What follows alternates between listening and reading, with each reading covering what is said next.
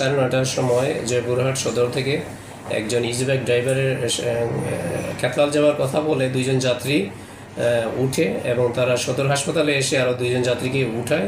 সেখান থেকে তারা ক্যাথলারের দিকে যায়।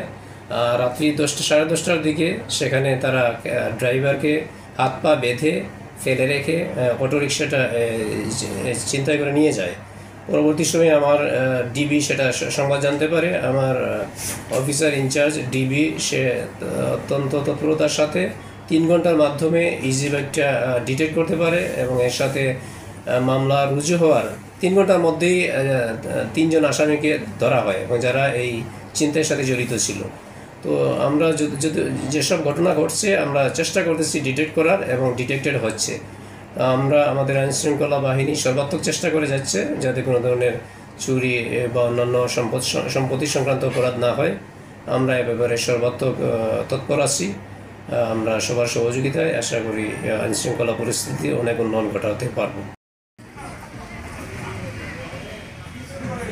সূর্য আবার ওদিকে